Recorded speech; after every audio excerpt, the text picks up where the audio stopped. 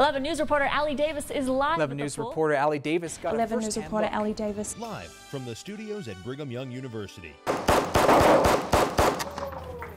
Utah is known for its hunting and shooting sports, but not everyone keeps safety in the crosshairs. Yogis, or should I say gogis, say goats bring a different kind of zen to their practice. If a driver were to break the law by passing a stop arm like this, the bus driver would be responsible for noting the time, location, the license plate number, and even a description of what the driver looked like in only a matter of seconds. But legislators say if they could use footage from cameras like this, their job would be a lot easier. Adderall is a Schedule II controlled substance drug, meaning if you got caught abusing it, you could be charged with a misdemeanor, pay a fine, go to prison, or even get kicked out of school. Tonight, protesters are gathered on South Temple to make their voice heard over the inauguration of President Donald J. Trump. Off-campus Housing wrote a letter to BYU contracted landlords saying it's come to the off-campus housing attention that many landlords are misinterpreting or trying to avoid the intent of the graduation internship clause. It's common knowledge that sidewalks are public property, but most people don't know that if someone were to fall and get injured, the homeowner would be at fault. Authorities say the trooper was talking to a woman he pulled over on I-15 in Linden when suddenly a Suburban crashed into his patrol car. Simply walking through airport security could cost you thousands of dollars. 11 News reporter Aley Davis takes an in-depth look at the consequences of forgetting.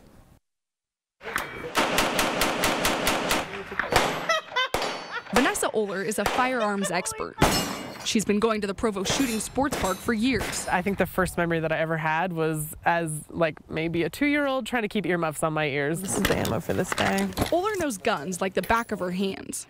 So this is called rimfire. But she also knows gun law really well. So you kind of create this triangle right here. Enough to know that she can't bring her guns on the inside of an airplane cabin. I talked to the Delta Skycap guys. They're just like, hey, I have some firearms to declare. And they're like, okay. And they take me right over to this curtained off area. TSA agents are there. They open up the gun case. They make sure they're all unloaded. They put a hot pink tag in it that says, yes, we've checked this. Utah is known for its hunting and shooting sports, but not everyone keeps safety in the crosshairs. Ceasefire! Ceasefire! In fact, 14 people have brought guns through Salt Lake Airport security this year. The airport seized 75 guns last year, almost twice as many as the year before. More people are carrying guns, I guess, and just not paying attention to where they have them when they come to the airport.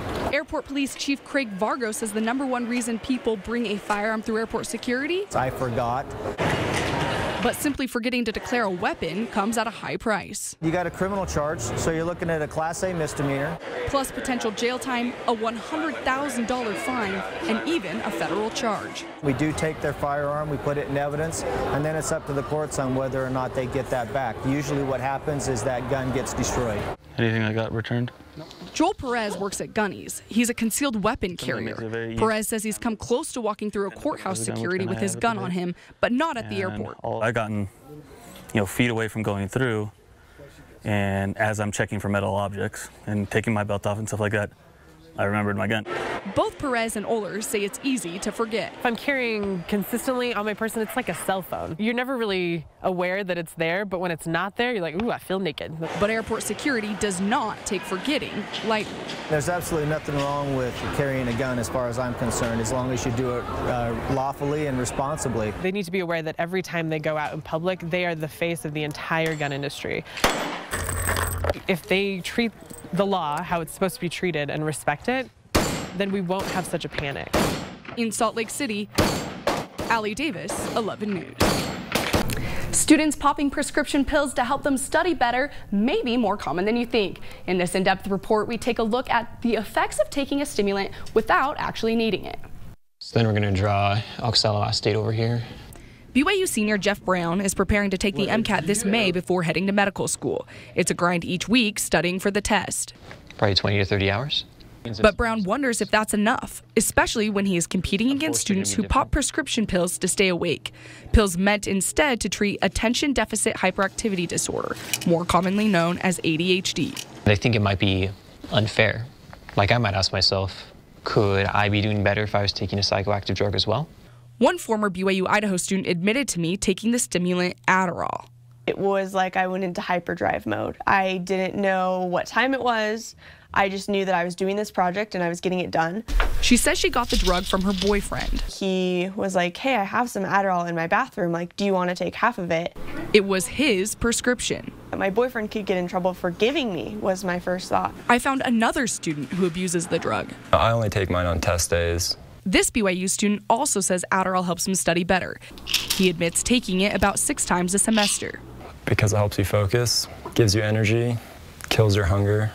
So if you're on campus for like a really long day and you don't have to worry about eating. The student tells me if he wants it, he can get it. I mean, there's always ways to get things. I took my concerns to the BYU Health Center. Do you fear that students are fibbing their way into getting a prescription? We worry about that a little bit, and there's been some recent concern that there may be students that perceive this as a medicine that will help improve performance regardless. And really, in many ways, that's a false notion. Looking great. Family medicine doctor Keith Wilmore says Adderall might not even give those students the help they want. So deep breaths in and out through your mouth. But if your brain is sleep deprived, it's not going to retain the things that you're studying very well. You're not going to be able to do as well on the test the next day or the next week as you would expect. Wilmore also says if you don't have inattentiveness, Adderall can actually make you even more distracted since it's a stimulant. We'll have a quiz now. Adderall is a Schedule II controlled substance drug, meaning if you got caught abusing it, you could be charged with a misdemeanor, pay a fine, go to prison, or even get kicked out of school. BYU Public Health Director Dr. Carl Hansen used Twitter to conduct a study tracking Adderall abuse. We noted that students were abusing it during the times that you would think they'd abuse it, and that's during final exam times and also during the middle of the week when their studies are probably a little more intense. Hansen says about 15% of students across the country abuse the drug. Nearly 2/3 get it from their friends. I've had probably 2 or 3 people ask me. BYU student Kimball Hill knows what it's like to have friends approach him about his prescription. Like, can I try some? It sounds like it's really helping you. And the other one was someone who had done it before that was just like, oh, are you in the business or whatever? He says some people are willing to pay $25 to $30 a pill. Every time he tells them no. It's an amphetamine just as other drugs are, other stimulants that can become very addictive. But for students who actually have ADHD, the drug can be very effective. It really helped me do better in school. It's helped me through college. I can notice a huge difference when I don't take it. Unfortunately, not everyone who takes it has a need. And on our campus, it's an honor code thing, right? The students are encouraged to live the honor code. And if someone is taking Adderall without a prescription, that's abuse, and that would be a violation of our honor code on this campus. Dr. Wilmore tells me there is no blood work required to be diagnosed with ADHD, only subjective written and oral exams. He says this may contribute to the problem. Your heart towards the sky. Last month, we told you about yoga sessions people were having with sharks swimming in tanks next to them at the Living Planet Aquarium in Draper. A couple local college students created yoga with a different twist. 11 News reporter Aley Davis got a first-hand look. All right, welcome everybody. BYU student Benson Richardson and UVU student Derek Westover are behind the newest form of exercise in Utah Valley. It's a combination of traditional yoga and, well, goats. They call it Goga. When people hear goat yoga, they think goat yoga. What? Like that's crazy. That's never gonna work. Yogis show up for a 40-minute yoga session. Okay, and back out. So do 7 goats. Pepsi, Dew, and Pepper like to show off during the practice. They balance on people's backs and leap from yogi to yogi. Richardson says goats enjoy the challenge of jumping on things. Their fun, playful attitude. They say horsing around, but I think they should be saying goating around because they're a bit more playful than most animals are. No competition here, just goats. Richardson and Westover give their yogis fair warning at the beginning of class. Turns out goats like to nibble on long hair. Yogis, or should I say gogis, say goats bring a different kind of zen to their practice. There's a goat always around. Roaming underneath you and like right next to you or eating next to you or lying on your mat. I had to balance more. We strapped a GoPro, well, Goat Pro, to Pepsi's back. Here's her view from down below. Sometimes the goats wander from class. Pepsi even jumped off a 4-foot ledge. What a bad goat. Westover says Goga is about more than just having a good time. I've seen how animals can touch the lives of anyone, whether they're sick whether they're old, whether they're even just stressed out. Typically it's the zen they want to find, right? The peaceful zen. And here what we find is kind of a mix of animal therapy, so it provides a bit of a spirit booster. Between mastering yoga poses and feeding on grass, it's a long day. Even the goats get tired of the play. You have goat to be kidding me. The Goga guys have 2 sessions a week at locations all around the valley like Glen Creek Canyon and Pleasant Grove and even Y Mountain. I'm Aley Davis. And I'm Sydney Mercader. Welcome to 11 News at noon. Yesterday was supposed to be a celebration for the Christian community, but after terrorists bombed 2 different churches in Egypt, it became a day of tragedy. Utah Catholics welcomed a new bishop to the Cathedral of Magdalene yesterday. The community welcomed Bishop Oscar Solis and several Catholic officials around the country. Solis is the first Filipino-American bishop ordained in the U.S. He greeted his followers in several languages, spoke of religious freedom, immigrants, and said he will focus on reaching out to minority communities. I can't believe that's still on your arm. My goodness. What was it like to be there and actually witness this disaster? You know, it was super intense. People were screaming, people were crying, and I think the scariest part was realizing that something like this has happened on other campuses, and it could potentially happen to BYU. Wow. Thank you so much, Madison. So, Paula Kiko, is he running for president anytime soon? That is what was unclear. A young mother is being called a hero for saving her newborn child in a tragic house fire. It happened in Wyoming, Illinois.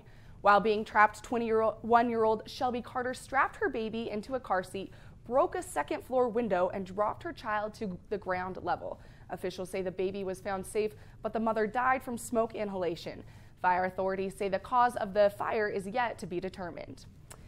When 11 News continues, an avalanche in Afghanistan has caused major destruction. Jessica, I barely made it through that cold weekend. What's in store for us this week? Aley, it's a lot warmer today. April 12th melts the heart of cheese lovers everywhere. Today is National Grilled Cheese Day. You can celebrate with the classic cheddar, switch it up with Swiss, or my favorites, Gouda. If you're in New York with $214 to spend, Serendipity has the most expensive grilled cheese in the country, featuring flakes of 24-karat gold. If not, nothing beats a golden classic at home. We're already celebrating on set. We've got some take a grilled bite. cheese right here. Definitely love grilled cheese. Yum. Great way to celebrate. Yeah, exactly. Just in time for lunch. That's today's 11 News at noon. For more information on our stories or to share them with your friends, check out our website. Thanks for joining us and have a great day.